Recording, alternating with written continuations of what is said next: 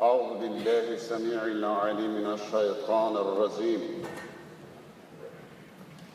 بسم الله الرحمن الرحيم. الحمد لله الذي خلق السماوات والأرض وجعل الظلمات والنور ثم الذين كفروا بربهم يعدلون. والصلاة والسلام على الهادي البشير السراج المنير سيدنا سيد الأنبياء والمرسلين أبي القاسم محمد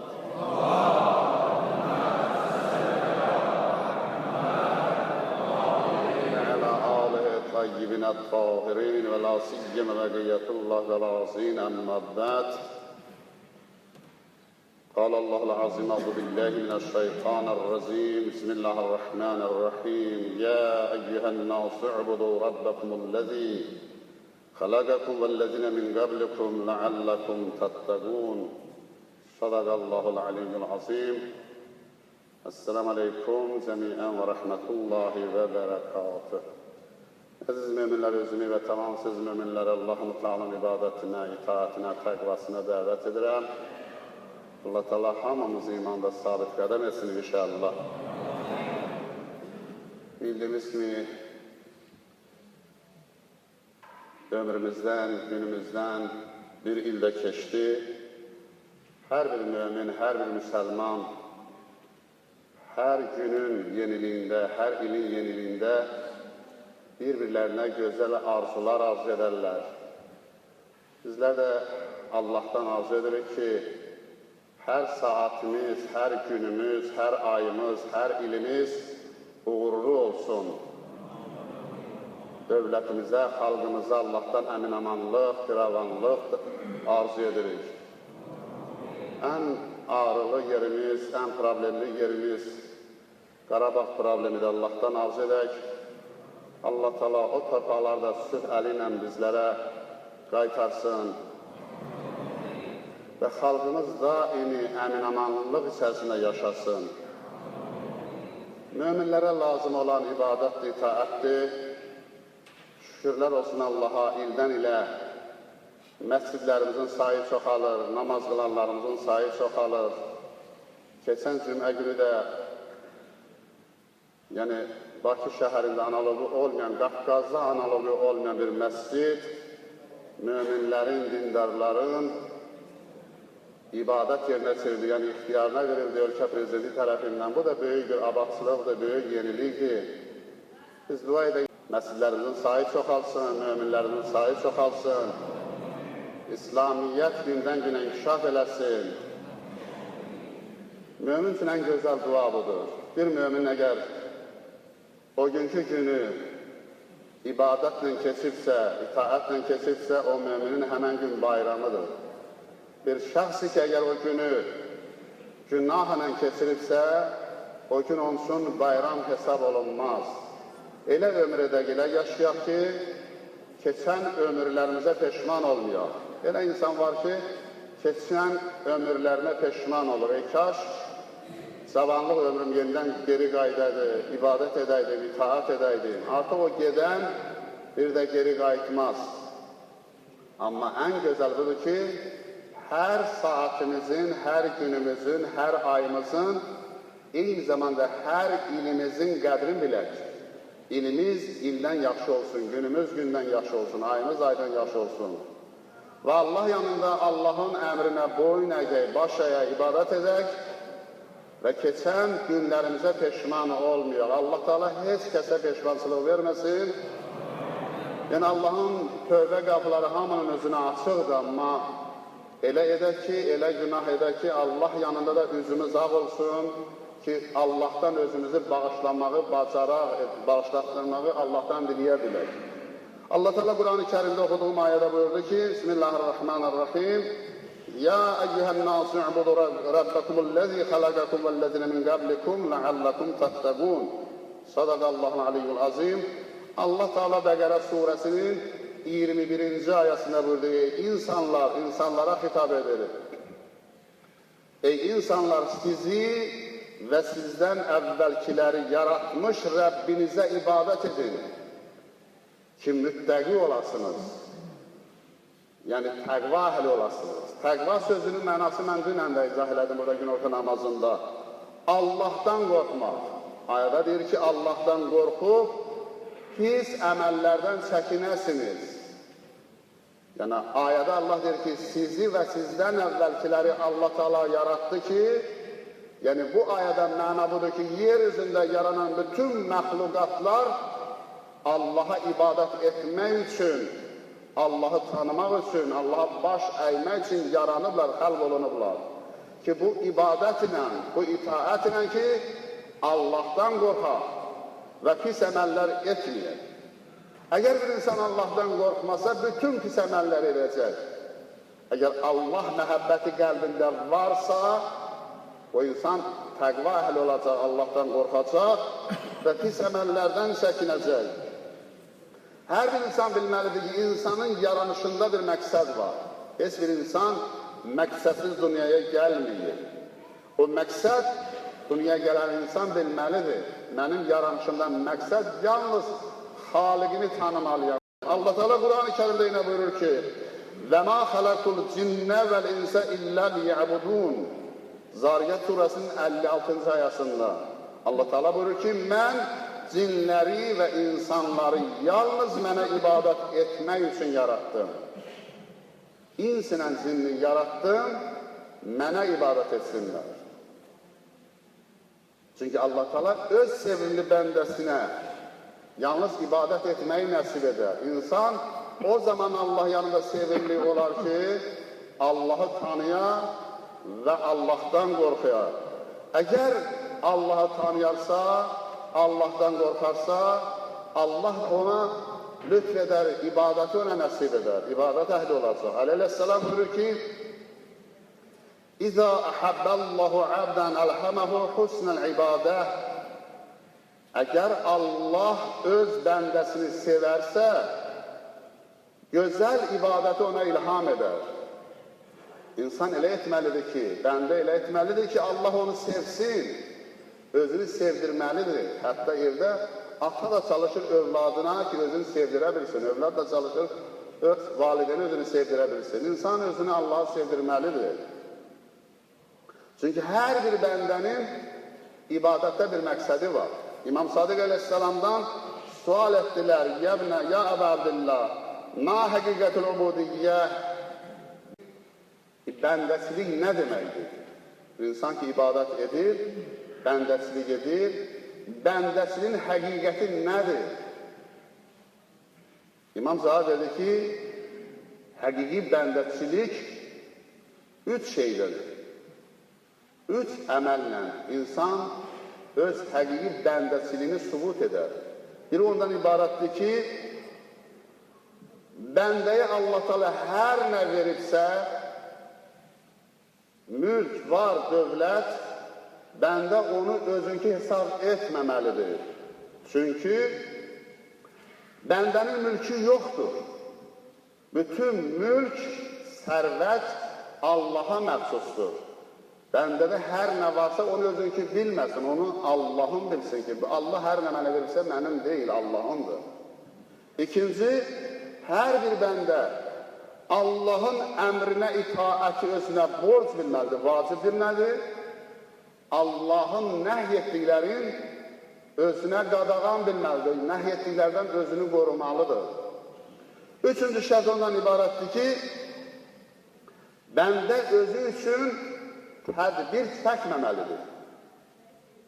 İmam buyurdu, bu 3 əməlin 3 əlaməti var. Biri ondan ibarətdir ki, bir şəxsi ki, Allahın verdiyi mülkü, varı, dövləti özünki hesab etməsə, Allahın hesab etsə, onu Allah yolunda asanlıqla sərf edə bilər. O insan o zaman Allah yolunda ehsan etmir, nəfəqə vermir, Allahın ona verdiklərini özünkü hesab edir. Özünkü olanda Allah yolunda vermək istəmir.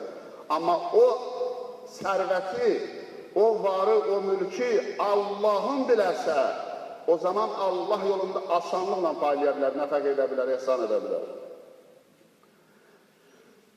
İkinci, əgər bəndə bütün tədbirlərini özü yox, Allaha həvalə edərsə, O zaman dünyanın bütün müsibətlərinə səbirli olar. Bütün dünya müsibətləri onun üçün asan olar. Üçüncü, əgər bəndə Allahın əmrinə baş əyərsə, Allahın nəhy etdiklərindən özünü qoruyarsa, o bəndə heç zaman ibadətlə fəxr etməz. Deməz ki, mən belə gözəl ibadət edənəm. Deyəcək ki, ibadət edirəmsə Allahın əmrini yerinə yetirirəm. Haramdan qorunuramsa, Allah bunu mənə qadağan edir. Allaha görə edirəm. Allah Teala Qur'an-ı Kərimdə buyurur ki, وَاَنِ اِعْبُدُونِي هَذَا صِرَاطٌ مُسْتَقِيمٌ. Yasin surasının 61-ci ayəsində Allah buyurur ki, sizə buyurmadımmı ki, mənə ibadət edin. Doğru yol budur, bundan başqa sizin üçün doğru yolu yoxdur. Ən doğru yol ibadət yoludur. Çünki bəndəçiliyin lüğəti mənası o deməkdir ki, insan Allah qarşısında özünü zəlil və təslim bilər. Allahın qarşısında özünü zəlil bilər, Allaha özünü təslim edər. Allamə-i Təvəi ibadətçiliyin istilahi mənasında buyurur ki, əgər bəndəçiliyini əməlində göstərə bilərsə, deməli bu həqiqi öz bəndəsini sübut etmiş olur. Yəni, mən bəndəyəm, dil ilə yox, əməlində ispat etməlidir. Əməlində göstərdir, mən özümü Allah qədər zəlil hesab edirəmsə, bunu əməlində göstərməliyəm. Əgər mən bugün təslim olmuşamsa, bunu əməlində göstərməliyəm. Hz. Aleyhisselam buyurur ki, وَلَاكِ وَزَدْتُكَ أَهْلًا لِعِبَادَةِ فَعَبَدْتُكَ. Aleyhisselam deyir ki, səni Allaha xitab edə buyurur, səni ibadətə layiq tapdım. Bir insan ki, bir şeyi özünə lazım bilirsə, axtarır, axtarandan sonra tapır. Aleyhisselam da buyurur ki, mən axtardım, Allahı tapdım. Səni ibadətə layiq tapdım və sənə ibadət etdim. Səndən başqa ibadətə layiq olanı tapa bilmədim. Yəni, ibadət odur ki, mən bugün Allaha ibadətə layiq bilirəm, Allaha da ibadət edirəm.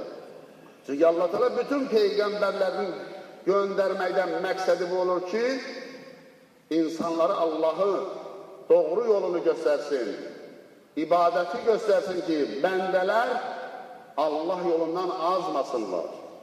Allah Teala Qur'an-ı Kərimdə buyurur ki, وَلَقَدْ بَعَثْنَا فِي كُلِّ أُمَّةٍ رَسُولًا أَنْ اُعْبُدُوا اللّٰهَ وَاسْتَنِبُوا الطَّاغُوتَ. Biz bütün ümmətlərə peyğəmbər göndərdik ki, onları günahlardan və bütə sitayiş etməkdən çəkindirsin və yeganə olan Allaha ibadət etsinlər. Allahın peyğəmbəri bizə göndərmədən məqsəd budur. İnsanları pis əməllərdən, günahdan uzaqlaşdırsın və Allaha ibadət etmə yolunu ümmətlərə göstərsin. Hər bir ibadətdə bir məqsəd var. İnsanın da ibadət edən zaman məscidə gələn vaxt məqsədi olmalıdır. Çünki bir əməl, hər bir əməlin dəyəri onun niyyətindən asılıdır. Bir əməli ki, insan edirsə, onun niyyəti dürüst olmalıdır, niyyəti düz olmalıdır. Məsələn, əgər bir şəxs namaza gedər, deyək ki, mən gedim, məscidə namaz qılam. Amma məqsədi bu ola ki, cəmaat məni namaz qılan kimi tanısın. Əgər cəmaat məni namaz qılan kimi tanısa, mənə etimad edərlər, cəmaat üzərində hörmətim olar. Əgər bu cür ibadətə gedirsə, bu ibadətin bir faydası olmaz. Bu ibadət riya ibadətlərdən olar. İmam Sadiq Aleyhisselam buyurur ki, Əl-iştiharu bil-ibadəti raybə. Şöhrət üçün olunan ibadətin faydası olmaz. Şöhrət üçün olunan ibadət bir xəstəlikdir. Heç bir əhəmiyyəti, heç bir faydası olmaz. İbadətdə ən əsas şərt, hər bir ibadətdə ən əsas şərt olmalıdır. Şərtin birincisi ondan ibarətdir ki, insan Allaha mərifət bəsləməlidir, Allahı tanımalıdır. Birinci ibadətdə şərt mərifətdir. Hər kəs Allahı düzgün düşünüb, tanıya bilər, onun əzəməti, onun nemətlərinin, onun lütfi inayətinin gözəl sifətlərini tanıyandan sonra o şəxs o pərverdigarına, o xaliqinə düzgün ibadət etmiş olar. Bu sifətləri insan Allahda tanımalıdır. Tanıyandan sonra ibadət etməlidir. İslam Peyğəmbəri buyurur ki, əvvəlül ibadətul ma'rifətu bih. Hər bir ibadətin başlanğıcı, hər bir ibadətin kökü Allahı tanımaqdır. İnsan ibadət etməzdən əvvəl Allahı düzgün tanımalıdır. Tanıyandan sonra ona ibadət etməlidir. Əleyhisselam buyurur ki, la xeyrə fi ibadəti leysə fil təfəqqəh. Düşünülməmiş və dərk edilməmiş ibadətin bir xeyri yoxdur. İnsan düşünmədən, fikirləşmədən, ibadətin mahiyyətini dərk etmədən ibadət edərsə, onun bir faydası ola bilməz. İnsan gərək etdiyi ibadəti düşünsün, düşünülmüş şəkildə ibadət edəsin. Buna deyirlər, mərifət, Allahı tanıdı və tanıdığı Allaha ibadət etdi. İkinci ibadətdə şərt məhəbbətdir. Yəni, Allaha məhəbbət üzündən ibadət etməlidir. Allaha sevgi, məhəbbət o zaman olar ki, insan Allahı düzgün tanımış olar. İnsan tanımadığı adamı sevə bilməz. Sevdiyi adamı çox yaxşı tanımalıdır. Bir insan da əgər istəyir Allahı tanısın, Allahı tanıyandan sonra sevər. Allahı sevmək üçün Allahı tanımaq lazımdır. Mən ərəfəllahu əhabbəhu. Kim Allahı tanıyarsa, onu sevər. Allahı tanıyandan sonra Allahı sevərlər. İmam Sadiq əleyhisselam buyurur ki, وَلَاكِنِّي أَعْبُدُهُ حُبًّا لَهُ عَزَّ وَجَلَّ فَتِلْكَ عِبَادَةُ الْكِرَامِ وَهُوَ الْأَمِنُ. İmam Sadiq əleyhisselam buyurur ki, mən Allahı sevərək ona ibadət etdim. Allahı sevib, Allaha ibadət edirəm. Sevmədiyimə ibadət edə bilməzdim. Allahı sevərək ona ibadət edirəm. Bu cür ibadət kəramət əhlinin ibadətidir. Əminamanlıq ibadətidir. Tam azad şəxsin ibadətidir. Allahı tanı və Allahı sev və ona ibadət edir. İslam Peyğəmbəri buyurur ki, əfzəlül əməl hubbi fillah vəl-buğzu fillahi teala. Peyğəmbərimiz buyurur ki, əməllərin fəzilətlisi Allaha görə sevmək. Kimisə insan sevirsə, onu Allaha görə sevməlidir. Kiminlə düşmənçilik edirsə, Allaha görə düşmənçilik etməlidir. Öz şəxsi mənafeyinə görə kiminləsə düşmənçilik etməməlidir. Sevdiğini də Allaha görə sev, düşmənçilik etdiyinlə də Allaha görə düşmənçilik et. Əgər namaz, oruç, həc əməlləri və s. bunun kimi nə qədər ibadətlər var, Allaha məhəbbət üzündən olarsa, o ibadət edən zaman, o ibadət edən şəxs heç zaman ibadətdən yorulmaz və ibadət üçün onda tənbəllik olmaz. Çünki etdiyi ibadət məhəbbət üzündandır. Və bu cür ibadətə şirinlik gətirər. İnsan namaz qıldıqca sanki onun şirinlik edirsə namaz qılsın. Oruçdan adam orucundan doymur. Çünki ibadət əgər sevgi, məhəbbət üzündən olarsa, insan o ibadətdən yorulmaz. Və o ibadət onun üçün şirinlik gətirəcək. Necə ki, İslam Peyğəmbəri buyurur, Ya Abdallah, habbi fillah və abğiz fillah və vali fillah və adi fillah və innəllahi tənalu vilayətullah illa bizzalik və la yezdir rəculun əməl iman və in kəthirət salatuhu və siyamu hatta yakunu kəzalik. Ey Allahın bəndəsi, Peyğəmbərimiz buyurur, insanlara xitab edir. Ey Allahın bəndəsi, Allaha görə sev, Allaha görə nifrət et. Kiməsə nifrət edirsənsə, o nifrəti Allaha görə et, özünə görə etmə. Allaha görə dostluq et, Allaha görə düşmənçilik et. Çünki Allah ilə dostluq edən belə etməlidir. Kimsə Allahla dostluq etmək istəsə, bu cür olmalıdır. Belə olmasa, insanın əlinə bir şey gəlməz və o insan heç zaman imanın şirinliyini dada bilməz. Əgər namazı, orucu nə qədər çox olursa olsun bir faydası olmaz. Hər nə edirsənsə Allaha görə etmə ki, o imanın, ibadətin şirinliyini dada biləsən. Üçüncü ibadətin şərtlərindən biridir ki, Allahdan qorxu olmalıdır. İnsan Allahdan qorxmalıdır. Təqva deyirik ki, təqvalı olmalıdır. Qorxu üzündən olunan ibadət. Əgər o qorxu Allahın əzəmətindən, günahlardan, cəhənnəm odundan, nöqsanlardan olarsa, o zaman insan düşünər, düşünülmüş ibadət etmiş olar.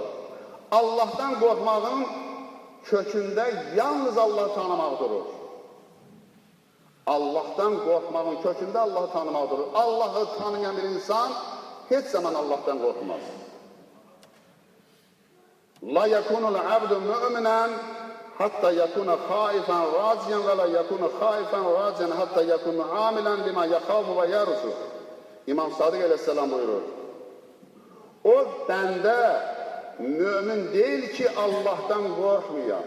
Bir insan desə ki, mən müminəm, gərək Allahdan qorxar. Və Allaha ümid bağlamayam. Əgər Allahı tanıyırsa, deməli Allaha ümid bağlayacaq. Mümin deyilsə Allaha ümid bağlamaz.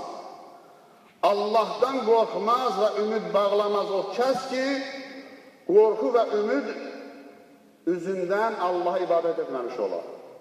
Yəni, o insan ki, əgər Allahdan qorxursa, deməli, o insan əməlində o qorxunu, o ümidi göstərməlidir. Mən nə cür əməl etməliyim ki, Allah mənim əməlimdən razı olmalıdır. İslam Peyğəmbəri buyurur ki, mən kana billəh ərəf, kana minəllahi əxvəf.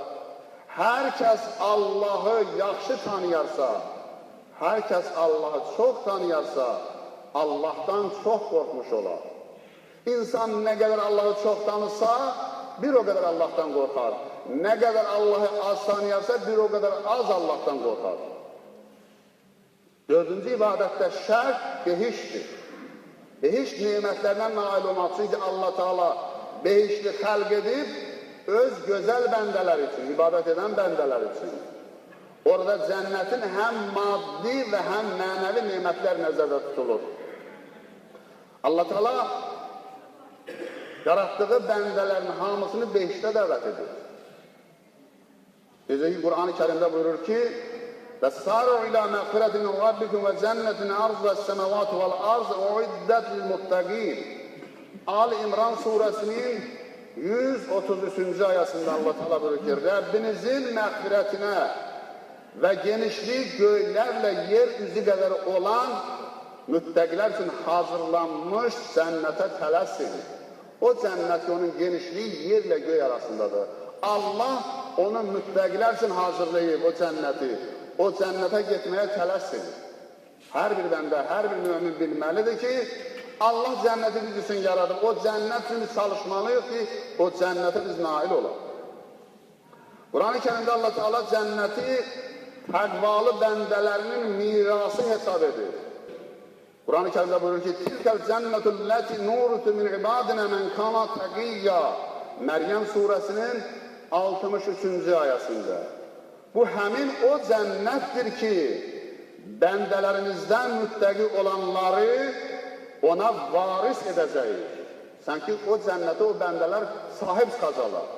O bəndələr ki, müttəqi olmalıdırlar, təqva əhli olmalıdırlar, Allahdan qorxmalıdırlar ki, onlar cənnətə varis ola bilsinlər. Bu ayədə Allah Teala, işara edir iki şərtə. Biri təqvaya, biri bəndəçiliyə.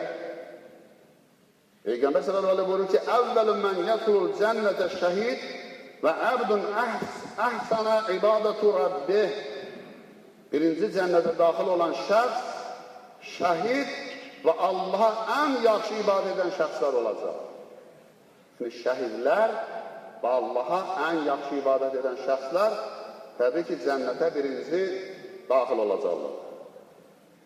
Beşinci ibadətdə şərt, Allahın bizə verdiyi hər bir nemətin müqabilində şükür etməkdir. Yəni, o şükrü Allaha layiq bilməliyik. Həqiqətən, əgər savab, əzab, cənnət, cəhənnəm olmasaydılar da, əql sahiblərinin əqli hökm edərdi ki, bu neməti verəni tanımaq lazımdır. Və bu nemət ki, Allah bizə verib, onun əvəzi yalnız şükürdür. Bu şükrü biz nə cənnət üçün etmirik, nə cəhənnəm üçün etmirik. Bu nemət ki, Allah bizə verib, onun əvəzi yalnız şükürdür. Ondan başqa bunun əvəzində bir şey yoxdur. Əli əleyhissalam buyurur, لَوْ لَمْ يَتَوَعَّدَ اللّٰهُ عَلَى مَعْسِيَتِهِ لَكَانَ يَجِبْ أَنْ لَا يُسْعَى شُكْرًا لِنِعِمَهِ. Əgər Allah Teala günaha görə əzab vədi verməsəydi, yenə onun neməti şükrə layiq olardı və onun nemətinə mən şükür edərdim. Əleyhissalam hədisdən məlum olur ki, əgər Allah Teala cəhənnəm əzab vədi verməsəydi də, Allahın verdiyi nemətə mən şükür edərdim. Ondan başqa yolu yoxdur. Bu nemətə şükür cənnət üçün deyil, cəhənnəm əzabından qorxu üçün deyil. Allah bu neməti mənə verib və bunun müqabilində, bunun əvəzində mən şükür etməliyəm. Allah Quranda buyurur ki, Bəlillah fə'budu və kum minəş-şakirin. Allaha ibadət et və şükür edənlərdən ol. Allah bu neməti verib sənə, bunun şükrün yerinə yetirginə. Çünki şükür insanı Allahın nemətlərinə tərəf aparar. Əgər insan şükür edən olarsa, onun üzünə nemət sahibi öz nemət qapılarını açar.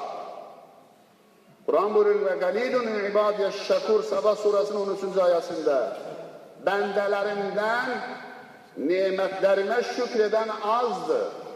Əgər həqiqətən Allah nə qədər bolluq verirsə versin, bir o qədər şükür etsək, Allah bir o qədər bolluğu çoxaldar, bir o qədər nemətin çoxaldar, bir o qədər bərəkətin çoxaldar.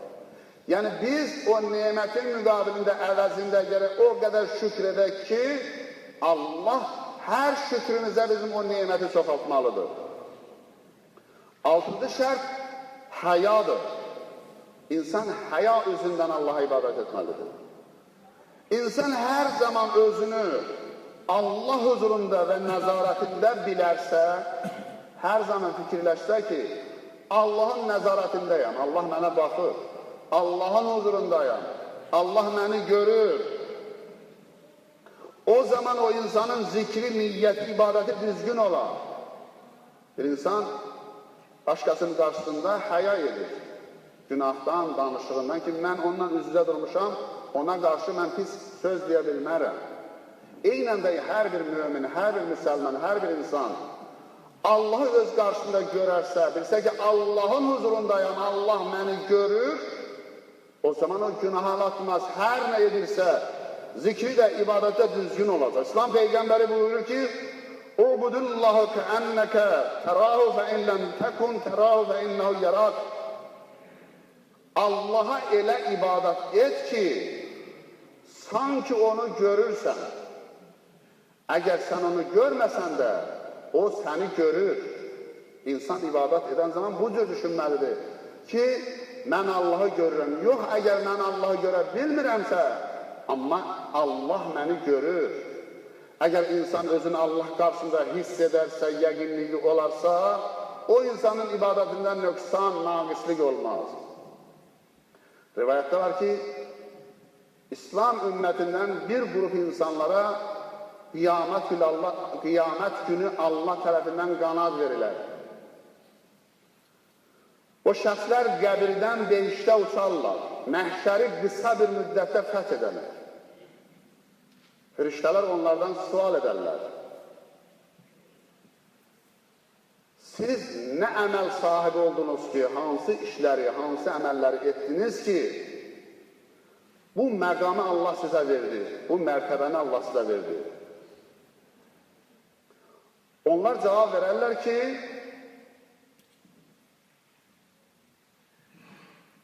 biz xəlvətdə Allahdan həya etdik, xəlvətdə olan zaman Allahdan həya edib günah etmədik. İnsan həmişə günahı gizlində edər, aşkarda etməz. Amma bunlar dedi ki, biz xəlvətdə olan zaman Allah'tan həya edib günah etmədik. Allah'ın bizə verdiyi hər bir ruzunə biz razı olduq, qani olduq. Heç zaman Allah'ın verdiyindən narazı olmadı. Hər nə Allah bizə ruzu verdisə, az ruzu da oldu, az ruzu ilə biz razı olduq, qani olduq. Ona görə Allah bu məqamı bizə verdi. Həqiqətən insan istər aşkarda olsun, istər gizlində olsun, əgər Allah'tan həya edərsə, günaha addım atmayassa, eyni zamanda Allah'ın ona verdiği hər bir ruzu ilə qani olarsa, şübhəsiz insan o məqamı ala bilər. Tarixdə var ki, Züleyxa, Həzrət Yusuf Peyğəmbəri günaha təhrik edən zaman bir otaqda qapını bağladı, bir büt var idi. Züleyxa gedib bir parça götürdü, bütün üzünə pərdə verdi. Həzrət Yusuf Peyğəmbər soruşdu ki, nə üçün o bütün üstünü örtürsən? Dedi, ondan həya edirəm ki, o bizi görməsin. Biz ki, günah iş görürük burada, o büt bizi görməsin ki, bundan mən həya edirəm. Həzrət Yusuf Peyğəmbər buyurdu ki, sən bir şeydən ki, həya edirsən, o nə görür, nə eşidir. Cansız bir əşyadır. Cansız bir əşyadan sən həya edirsən. Amma səni, məni, bütün kainatı, dünyanı yaradan Allah, bizi görən Allah, bizə baxan Allah'tan sən həya etmirsən. Allah'tan həya et, Allah'tan şərm et, Allah'tan qor. Bu bütdən heç bir nə ziyan olar, nə xeyr olur. Həqiqət alanında əgər insan özünü Allah'ın huzurunda dərk edərsə, sanki düşünsə ki, Allah məni görür, Allah mənə baxır, o insan heç zaman günaha alatmaz. Nə yalan danışmaz, nə böhtan deməz, nə qeybət eləməz, nə haram yeməz. Bütün Allah'ın nəhy etdiklərindən o şəxs uzaq olacaq. Allah təqam verək izzətinə cələn Allah Teala bizləri təqva əhlindən qərar versin inşallah. Bütün Allah'ın nəhy etdiyi əməllərdən Allah Teala bizləri uzaq eləsin. Allah Teala ibadət və itaatimizi qəbul eləsin. Allah Teala gələcək günlərində xeyirli eləsin inşallah. Bismillahirrahmanirrahim. Qul huvəllahu əhəd, Allahus-səməd, ləm yəlid və ləm yulad və ləm yəkullahu kufuvan əhəd. Salavat Peyğəmbər zamanla zikr edin.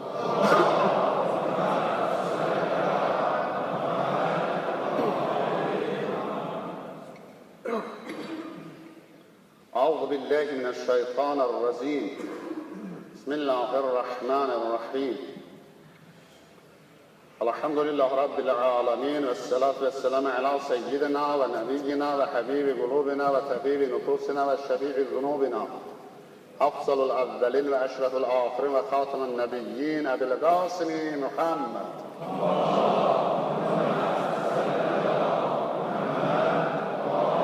وعلى علي بن أبي طالب والفاطمة الزهراء والحسن والحسين وعلي بن الحسين ومحمد بن علي وجعفر بن محمد وموسى بن جعفر علي بن موسى ومحمد بن علي وعلي بن محمد والحسن بن علي والحجة القائم المهدي صلوات الله عليه والآن على أعدائهم أجمعين من الآن إلى يوم الدين أما بعد قال الله تبارك وتعالى وَمَنْ يَبْتَغِ غَيْرَ الْإِسْلَامَ دِينًا فَلَنْ يُقْبَلَ مِنْهُ وَهُوَ فِي الْآخِرَةِ مِنَ الْخَاسِرِينَ. Sadaqallahul aliyyul azim. Allah Teala Kur'an-ı Kerim'in Ali İmran suresinin 85. ayasına buyurur ki, İslam'dan başka bir din ardınca giderse herkes, İslam'dan başka bir din ardınca giderse, belə bir din heç vaxt ondan kabul olunmaz, o ahirette zərər çəkənlərdən olar. Ayə-i şərifədən məlum olur ki, Allah yalnız insanları İslam dininin ardına getməyə dəvət edir. Yenə Qur'anda Allah buyurur ki, İnnə dinə indəllahi İslam. Allah yanında din İslam dinidir. Əgər İslam şəriəti öz qanunları ilə yer üzündə kamil, düzgün şəkildə tətbiq olunarsa, yəni İslam qanunları yer üzündə düzgün tətbiq olunarsa, bəşəriyyət arasında ədalət bərpa olar. Zülmün kökü kəsilər. Bütün insanlar arasında sevgi, məhəbbət olar, insanlar birbirini sevər. İnsanlar arasında dostluq, qardaşlıq olar. Əgər insanlar arasında, xüsusən ki, bəzi özlərini müsəlman hesab edən insanlar yer üzündə fitnə, fəsad törədirlərsə, heç zaman bunu İslam ilə əlaqələndirmək olmaz. Ki, Allah İslam dinin əmin-amanlıq dini qərar verir, sülh dini qərar verir, qardaşlıq dini qərar verir. Allah Teala bu haqda Quran-ı Kərimdə buyurur ki, ذَلِكَ بِأَنَّ اللّٰهَ لَمْ يَكُنْ مُغَيِّرًا نِعْمَةً أَنْعَمَهَا عَلَى قَوْمٍ حَتَّى يُغَيِّرُوا مَا بِأَنْفُسِهِمْ وَأَنَّ اللّٰهَ سَمِيعٌ عَلِيمٌ. Ənfal surəsinin 53-cü ayəsində. Kafirlərə verilən bu əzab ona görədir ki, bir qovm, bir cəmaət nəfslərində olanları dəyişməyincə, Allah da onlara əta etdiyi neməti dəyişən deyildir. Həqiqətən Allah hər şeyi eşidəndir və biləndir. İnsan hər nə edirsə etsin, Allahdan gizlədə bilməz. İnsanların qəlbini Allah görür. Allah insanların sirrindən xəbərdardır. İnsan özündə dəyişiklik etməlidir ki, onun üçün çoxalsın. Eyni zamanda Allah Teala Quran-ı Kərimdə buyurur ki, və kəzalikə əxdu rabbikə izə əhədəl qura və hiyə zalimətun innə əxzəhu əlimun şədid. Hud surəsinin 102-ci ayəsində Allah Teala buyurur, Rəbbin zülmkar məmləkətləri azabla yaxalayanda belə yaxalayar. O məmləkətlər ki, zülm edirlər, Allah o məmləkətləri, o zalimləri yaxalayanda bu cür yaxalayar. Onun cəzası doğrudan da ağırlı, acılı olar, çox şiddətli olar. Deyirək ki, Allah bəla nazil etdi, o bəla asan bəla olmaz, çox ağırlı, acılı bəla olacaq, çox şiddətli bəla olacaq. Eyni zamanda Allah Quranda buyurur ki, İnnəhu la yuflihul mücrimun. Yunus surəsinin 17-ci ayəsində buyurur ki, həqiqətən günahkarlar saadətə çatmazlar. Bir şəxs ki, günahkar olar, o günahla heç zaman saadətə yetişə bilməz. Eyni zamanda bizlər, yəni biz ümmətlər inanmalıyıq ki, Allah Teala yer üzünə peyğəmbərlər göndərir, nəbilər göndərir. O peyğəmbərlər hamısı haqq olan peyğəmbərdir. Çünki biz nübüvvəti qəbul edirik. 124 min peyğəmbər haqdır. Hamısını biz Allahın göndərdiyi peyğəmbər kimi tanımalıyıq, haqq bilməliyik. Eyni zamanda onların pak ismətinə iman gətirməliyik. Onların nübüvvətliyini heç zaman inkar etmək olmaz. Onlara, o peyğəmbərlərin heç birinə nalayiq söz demək olmaz, istehza etmək olmaz. Əgər bir şəxs edərsə, onu dinsizliyə gətirir. Fərq eləməz. Hər hansı peyğəmbər isə Allah onu göndərir. Demək olmaz, bu İsa peyğəmbər xristiyanındır, bu Musa peyğəmbər yahudilərindir, Davud peyğəmbər Bəni İsraillərin. Yox, Allah göndərir. Allah göndərən peyğəmbərlər haqq olan peyğəmbərdir, onların nübüvvətinə bizlər iman gətirməliyik. Yox, əgər onlardan hər hansı bizim peyğəmbəri qəbul etmirlərsə, dediyim kimi Allah ayədədir ki, onları şiddətli əzab dərk edəcək. Onlar o əzabdan qutara bilməzlər. Eyni zamanda Allah o peyğəmbərlərin bir neçəsinin adını Quran-ı Kərimdə zikr edib. Onlardan biri Hz. Adam peyğəmbər, Nuh peyğəmbər, İbrahim peyğəmbər, Davud peyğəmbər, Süleyman peyğəmbər, Musa peyğəmbər, İsa peyğəmbər. Bu peyğəmbər Allahın salamı olsun onlara. Bunların adları Quranda zikr olunur. Mürsəl olan peyğəmbər, ulul əzm olan peyğəmbər, bu peyğəmbərin bəzilərinə şəriət gəlib, Quran nazil olub. Bunlar hamısı biz üçün haqq olandır. Eyni zamanda o Quranlara da biz iman gətirmiş oluruq. O Quranları da biz həqiqi samavi kitab kimi qəbul etməliyik. Heç zaman əgər biz onların birini inkar etmiş olsaq, o zaman öz peyğəmbərimizə qarşı inkar etmiş olarıq. Amma baxaq ki, hal-hazırki dövrdə, ilki zamanada Allah Qur'anı sonuncu Peyğəmbərin Qur'anı ki bizə nazil edib, qiyamətə qədər dəyişilməz bir Qur'andır içərimizdə qalıb. Haqqa haqq, batıla batil kimi hökm verəcək. Amma iki olan İncil və yaxud Tövrat, bunlar həqiqi o Qur'an şəklindən dəyişilib, yəni təhrif olunub. Elə şeylər var ki, orada artırılıb, elə şeylər var əskildilib.